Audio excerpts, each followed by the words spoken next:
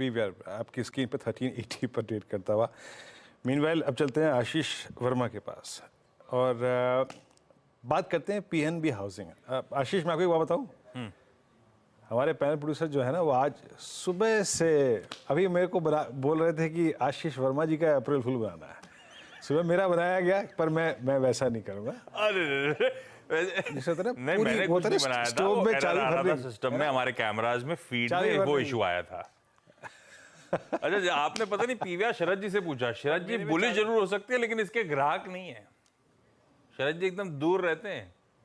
नहीं, ओकेजनल ग्राहक हैं। पता नहीं, लास्ट तो मुझे पर अपडेट ही नहीं है कि शरद जी ने कौन सी निपटाई है। नहीं, आर्टिकल 370 अच्छी है ना। हाँ। इस वीकेंड में से था नहीं वीरू, मैंने तो मैं वो क्रू जरूर देखता। मुझे भी लग रहा है क्रू बहुत इंटरेस्टिंग होगी।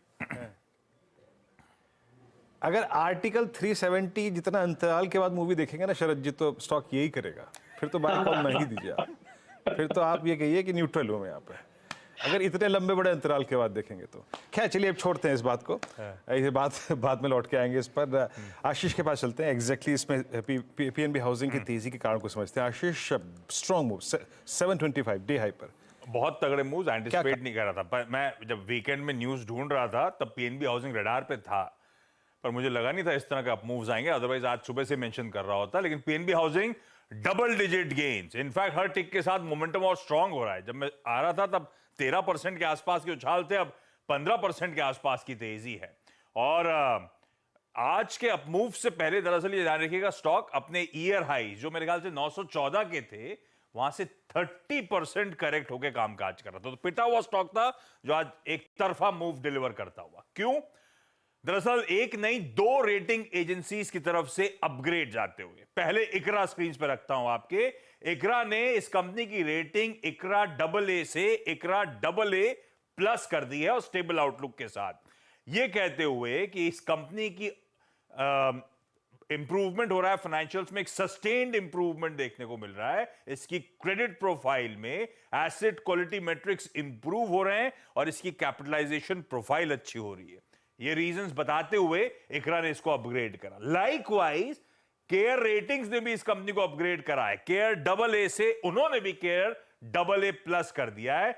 उन्होंने भी पॉजिटिव से स्टेबल की रेटिंग दी है इसमें आउटलुक को लेकर, और वो भी स्पेसिफिकली ये सब पॉजिटिव्स हाईलाइट करते हुए। ये तो दो रेटिंग एजेंसीज का थम्स अप था, पर स्टॉक के लिए ज्यादा इंपॉर्टेंट शायद हो गया मॉर्गन स्टैनली की एक जो रिपोर्ट आई, ओवरवेट का कॉल दिया 970 के टारगेट्स के साथ। यानी कि प्रीवियस वीक या प्रीवियस सेशन का क्लोज जो थर्सडे का 630 का था, 54% का अपसाइड मॉर्गन स्टैनली को नजर आता है।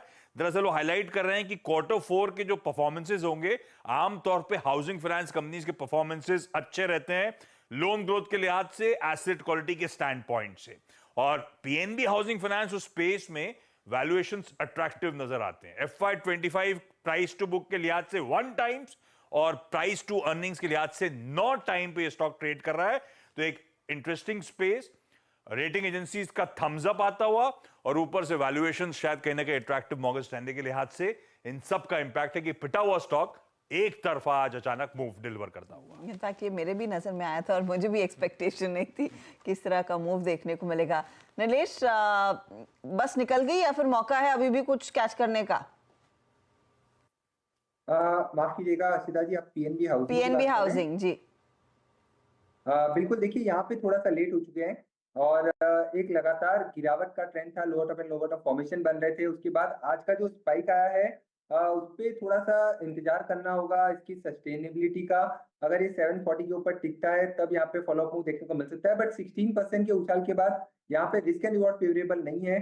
जिनके पास एग्जिस्टिंग लॉन्ग पोजीशन है बिल्कुल बने रह सकते हैं। 720 के स्टॉप लॉस से 760 770 तक का मूव कैरी फॉरवर्ड होता हुआ नजर आ सकता है।